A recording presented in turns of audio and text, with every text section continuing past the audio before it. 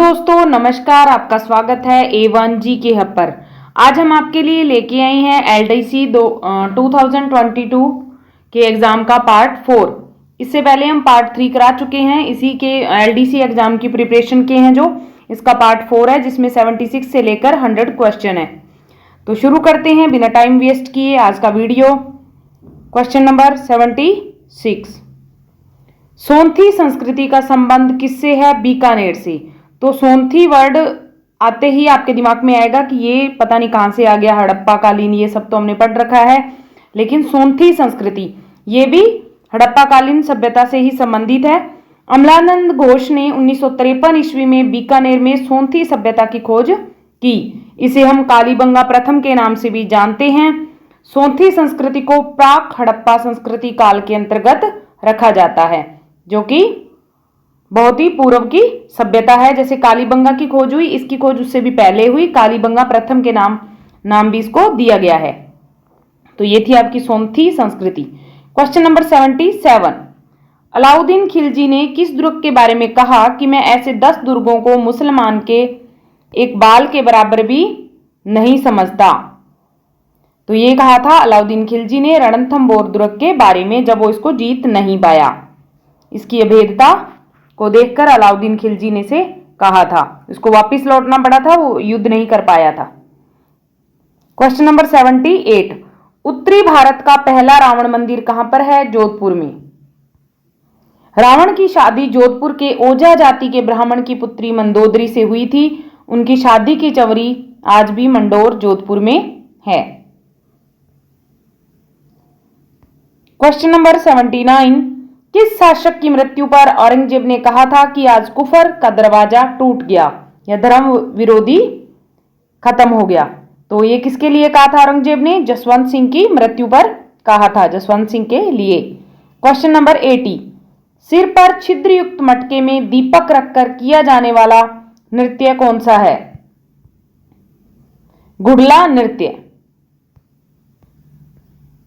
Question number 81, Rajasthan में जन्मे प्रसिद्ध संस्कृत कवि कौन थे?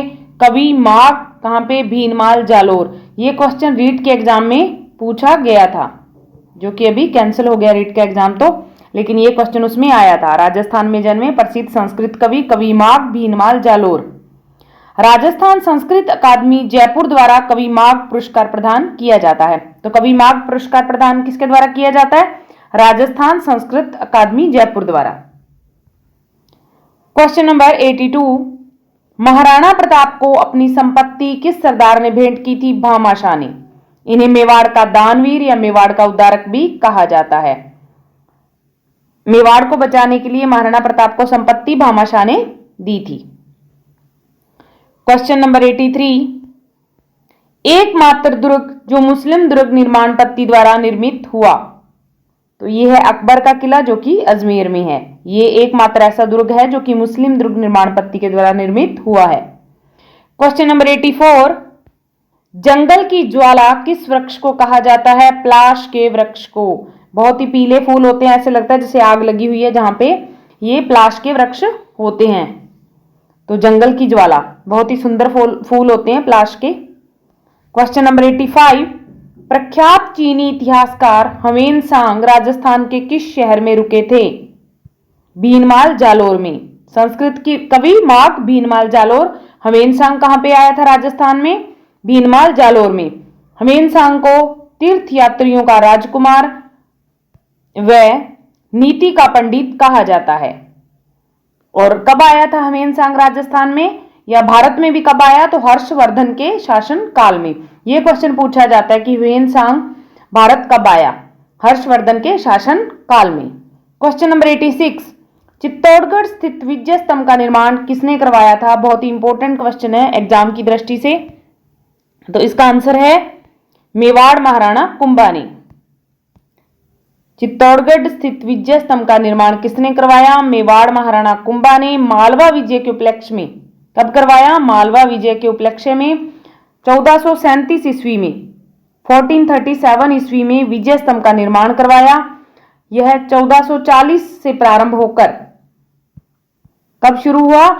1440 में शुरू हुआ और 1448 ईस्वी में कंप्लीट हुआ। इसे भारतीय मूर्तिकला का विश्वकोश कहते हैं। इतिहासकार फर्ग्यूसन ने इसे ट्रोजन टावर की संज्ञा दी है। किसकी संज्ञा दी? Trojan tower. तो क्वेश्चन ऐसे भी पूछा जा सकता है कि ट्रोजन टावर क्या है? तो ये क्या है? चित्तौड़गढ़ का विजय स्तंभ, जिसका निर्माण महाराणा कुंभा ने करवाया, 1437 ईस्वी में करवाया, और ये भारतीय मूर्तिकला का विश्वकोश कहलाता है। क्वेश्चन नंबर 87, राजस्थान राज्य अभिलेखागार कहां स्थित है? बीकानेर में। 1960 से तो ये बीकानेर में है, इससे पहले 1955 में ये जयपुर में था, लेकिन अभी वर्तमान में ये बीकानेर में है।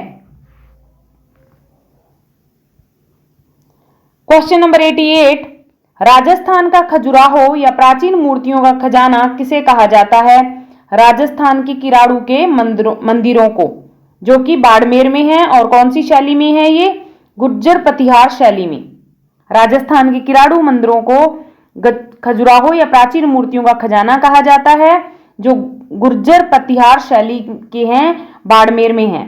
तो ये क्वेश्चन काफी इंपॉर्टेंट है कि राजस्थान के खजुराहो क्या कौन से मंदिर कहलाते हैं, या प्राचीन मूर्तियों का खजाना किन मंदिरों को कहा जाता है? तो यह है बाड़मेर में किराड़ू के मंदिर। क्वेश्चन नंबर 89, केरी भांत की ओढ़नी किस जाति की स्त्रियों में लोकप्रिय है? आदिवासी स्त्रियों में। क्वेश्चन नंबर 90, मथेरन किस जिले की प्रसिद्ध लोक कला है? बीकानेर में। जैसे प्रतापगढ़ की थेवा कला, तो वैसे ही मथेरन बीकानेर की लोक कला। क्वेश्चन नंबर 91, पटुओं की हवेली कहां स्थित है? तो जैसलमेर में। पटुओं की हवेली जैसलमेर में। क्वेश्चन नंबर 92, बाड़मेर प्रिंट किस नाम से जाना जाता है? कौन सा बाड़मेर प्रिंट? तो अजरक प्रिंट के नाम से जाना जाता है। कई जगह ये अजरक लिखा भी मिलता है। तो ऐसे भी होता है कि अजरक प्रिंट कहां का प्रसिद्ध है? तो बाड़मेर का। बाड़मेर प्रिंट को अजरक प्रिंट के नाम से भी जाना जाता है। क्वेश्चन नंबर 93, भारतीय भेड़ व ऊन अनुसंधान केंद्र किस जिले में स्थित है? टोंक जिले में, जिसकी स्थापना 1962 में हुई थी। क्वेश्चन नंबर 94, कौन सा राजा हिंदूपथ कहलाता है? महाराणा सांगा। महाराणा सांगा को हिंदूपथ कहा गया है। क्वेश्चन नंबर 95, वह किला जिसकी आजादी में अस्मिता की रक्षा के लिए वहां के ठाकुरों ने गोला बारूद खत्म होने पर दुश्मनों पर चांदी के गोले दागे। चूरू का किला, चूरू में। क्वेश्चन नंबर 96, पीवना किस जीव की प्रजाति है? सांप की। राजस्थानी में एक कहावत भी है, पीवना पी गया, तो ये इसी सांप के बारे में कहा गया है। कई बार ये कहावत ही पूछी जाती है कि पीवना पी गया किसके बारे में कहा गया है? तो पीवना एक सांप की प्रजाति है। यह सांप डंक नहीं मारता, रात्रि में सोते हुए व्यक्ति के श्वास द्वारा जहर देकर उसे मार देता है, या उसके श्वास को पी जाता है, ऐसा भी इसके बारे में कहा गया है। क्वेश्चन नंबर 97, जीण माता का मंदिर कहां पर स्थित है? रिवासा ग्राम सीकर में, हर्ष की पहाड़ियों पर। क्वेश्चन ऐसे भी पूछा जाए कि हर्ष की पहाड़ियों पर कौन सी माता का मंदिर है? जीण माता का। कहां पे? रिवासा ग्राम सीकर में। इसका निर्माण 1604 ईस्वी में हुआ था। क्वेश्चन नंबर 98, राजस्थान की अंतरराष्ट्रीय सीमा की लंबाई कितनी है? 1070 किलोमीटर। इसमें आपके कई क्वेश्चन क्लियर हो जाएंगे। राजस्थान में रेड क्लिफ रेखा पर गुजरात व पाकिस्तान की सीमा को छूता हुआ कौन सा जिला है? बाड़मेर। और पंजाब व पाकिस्तान को छूता हुआ गंगानगर जिला है।